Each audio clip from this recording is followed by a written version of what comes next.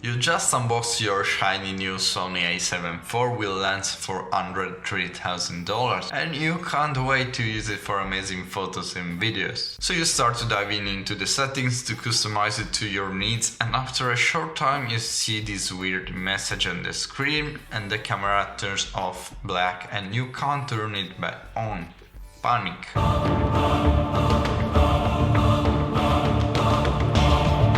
You go on Google and you find that other users had the same problem, so you aren't crazy or extremely unlucky. And then you find this video. So in today's episode we'll put the Sony A7 IV to the test to try to figure out if this expensive high-end camera actually has overheating problems or not, and 3 ways to fix it. Let me put this straight. The Sony A7 IV does suffer of overheating problems, so it's true. But out of the box and in specific situation, and there are solutions. First thing first, I wanted to establish what if it overheats recording videos and not only changing the menu setting. For the purpose of this test I'm using this Kingston SD card reader V19, so I can record up to 4K 60 all intra and 128 gigs, so I can do that for enough time to overheat. I recorded everything in my studio in winter with 20.5 Celsius degree indoors, so definitely not an hot sunny day. First I wanted to know which video recording setting was the best and the worst for overheating, so I simply started recording in all the recording options that you can find on this camera, and this is what I found out. Of course, generally speaking, 4K 60 is more demanding than 4K 30, more CPU usage, more data written on the SD. Strangely, the worst situation was the XAVC S 4K 60 aka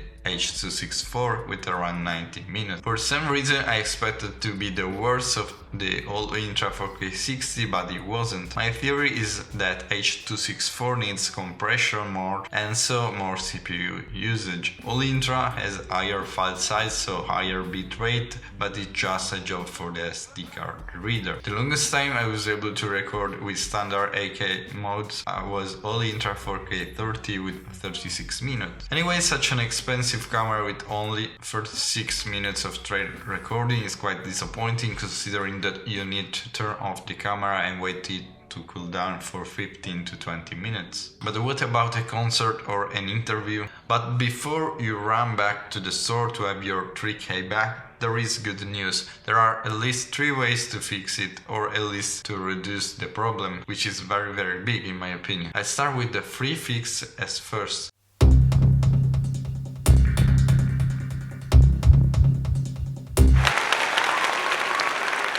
You could easily just change the format and go for XAVC HS 4K 60 aka H.265, which for some reason lasted 59 minutes. It seems already a pretty good result. I can't explain that, maybe it was a strange result. The compression rate is higher than H.264, but probably is better integrated in the CPU process. But if you don't want to give up to the quality, or you want to work with H.264 because your older Mac or PC doesn't handle H.265 very well, there's another free fix, and it's more of a workaround made by Sony. It doesn't solve the problem, the camera actually gets hot anyway, but you can change the settings of the camera so that it will bear a higher temperature before getting the warning signal and shutting down. You simply need to go into settings, the yellow bag icon for setup, number 8 power setting option, and then auto power off temperature and set from standard to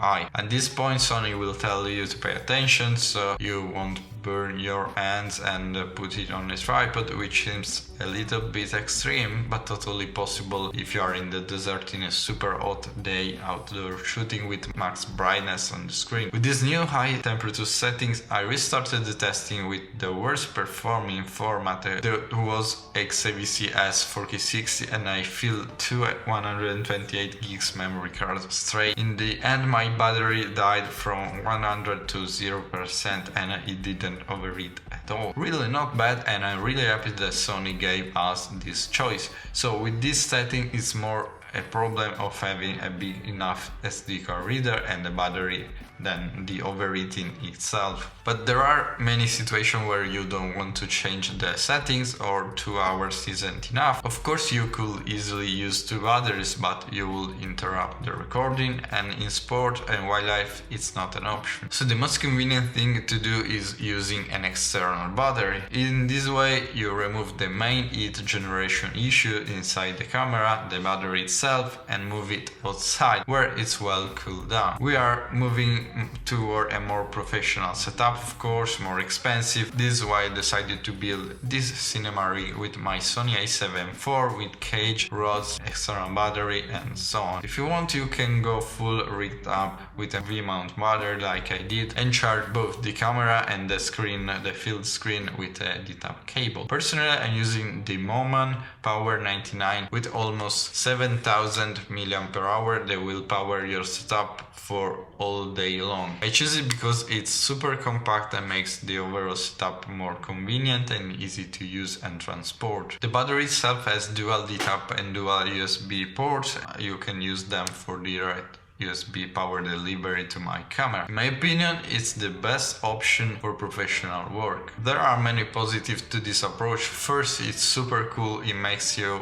look more professional for sure. And second, you can power up the camera and many other things, including the field monitor, for example, which is very power hungry. And as a result, your camera doesn't overheat at all. I've been recording for 1 hour and a half, and the camera, yes, it's warm, but it definitely isn't overheating. And also the battery is cold. There are some downsides to this approach as well. It is more expensive and definitely heavier than the camera itself, but with this you can record definitely for more than 2 hours or have a film monitor. I'll go deeper into details of my cinema cage and rig setup, so click subscribe right below the like button. Anyway, I was able to record for 3 hours and 30 minutes straight in XAVC S 4K 60, and I fill my 128 gigs for like 6 times, so I will need definitely 1 terabyte SD card. But then I stopped because the test was too long and the battery was basically eternal. I used just 20% of the battery, and of course no overheating. But how do we power up the camera from the Moman battery? There are 2 options. The first is the one that I prefer, is power delivery. Sony recently introduced this power delivery feature and option from just the USB-C port on the side of the camera. I really like it because it is the official way Sony wants you to use, so theoretically it won't give up the problems of the battery, it won't fry your battery. It's neat because the battery inside the camera won't charge while the camera is on and won't fry your battery, and it will charge the battery only when the camera is off, ensuring you to have the camera battery always fully charged. Also, with this approach, if I want to disconnect all this rig, that I can do. I just have my core rig with the camera and maybe one grip, and I remove the USB-C cable and I already have the battery on the camera, so I just press record and go. Opposed to this new approach, there is a more traditional approach, which is using a dummy battery, which essentially is a fake battery that replaces the original battery. But when you disconnect the cable, you have to remove the dummy battery and put the original battery if you want to go without the external battery. Also, dummy battery, according to which model you get and how much you spend, are not always that good quality, and some models of lower end and cheaper brands can give you problems with the battery, with the CPU, and with such an expensive camera I wouldn't risk that. This is why I prefer the USB-C power delivery. Honestly, I don't see many difference in terms of overheating and battery life to these 2 approaches, so I think at the end of the day it's just up to you. There are many professional situations when an external battery will make the job done and will save you with the clients. I think it's an important upgrade for you and for any filmmaker. As I showed down, you don't need to use it always. With power delivery you can stay on tripod with all the cage and the battery rig, and then detach and go run and gun with action sequence with internal battery. The Moman Power 99 is in line with the prices of V-mount battery for around $199. I think it's better than other models because of its size. It's compact and makes it more portable and convenient and easy to use, and you can connect all the cables directly to the battery. If you want, you can get a V-mount plate like I did as well, but make sure it has USB port if you want to use power delivery. This V-mount plate